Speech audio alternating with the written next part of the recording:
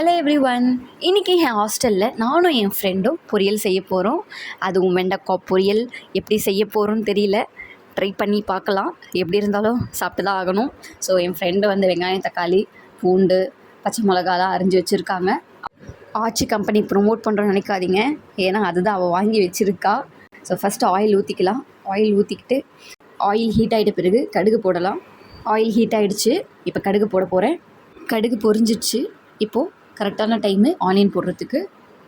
எங்களுக்கு ஒரு ஜாலியாக இருக்குது. எப்படி வரப்போகுதுன்னு தெரியல. இந்த வீடியோ எடுக்கிறதே நான் தான். என் ஃப்ரெண்டு தான் குக் பண்ணுறாங்க. நான் இன்ஸ்ட்ரக்ட் பண்ணிகிட்ருக்கேன்.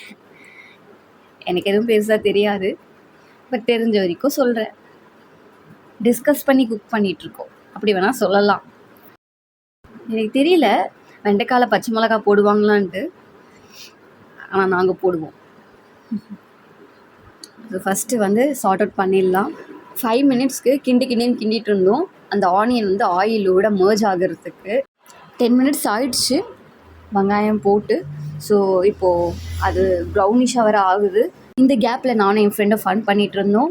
ஆச்சி பிராண்டை இன்னும் ஃப்ரீ ப்ரொமோஷன்.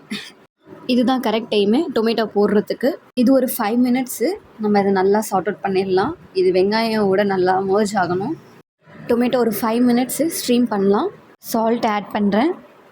லிட்டு போட்டு க்ளோஸ் பண்ணலான்னு பார்த்தா லிட்டு காணும், எங்கே வச்சுருக்கோன்னு தெரியல. ஸோ உடனே இமீடியட்டாக பிளேட்டு போட்டு க்ளோஸ் பண்ணியாச்சு. ஒரு 5 மினிட்ஸ் ஸ்ட்ரீம் ஆகட்டும்.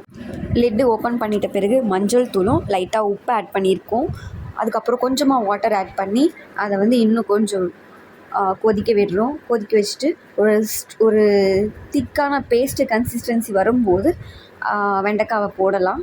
ஆல்ரெடி சில்லி போட்டிருக்கோம். அது மட்டும் இல்லாமல் சக்தி மசாலாவோட அந்த ஒரு சிம்பிள் சில்லி இருக்கும் இல்லையா, அதுவும் போட்டாச்சு. எப்படி இருக்க போகுதுன்னு தெரியல. பூண்டு போட மறந்துட்டோம். இப்போ ஆட் பண்ணிக்கிறோம். நல்லா பாயில் ஆகுது. நல்லா சார்ட் அவுட் பண்ணிவிட்டு கொஞ்சம் நேரம் இன்னும் ஒரு 2 மினிட்ஸ் கழித்து நம்ம வெண்டைக்காவை ஆட் பண்ணலாம். நான் வெண்டைக்காய் பச்சையாகவே சாப்பிடுவேன். நீங்கள் சாப்பிடுவீங்களா இல்லையான்னு கமெண்ட் பண்ணுங்கள். மிக்ஸ் பண்ணிடணும். அந்த மசாலா கூட மிக்ஸ் பண்ணிட்ட பிறகு கொஞ்ச நேரம் அப்படியே விட்டுட்டு லிட்டை போட்டு க்ளோஸ் பண்ணிவிட்டு ஒரு 10 மினிட்ஸ் கழித்து ஓப்பன் பண்ணலாம். எப்படி குக் ஆகிருக்குன்னு பார்க்கலாம். நல்லா குக் ஆகிடுச்சு. ஸோ வெண்டைக்காய் பொரியல் சூப்பராக இருந்துச்சு. வீட்டில் சாப்பிட்ற மாதிரி இருந்துச்சு. பிரேக்ஃபாஸ்ட் அண்ட் லஞ்சுக்கு எடுத்தாச்சு.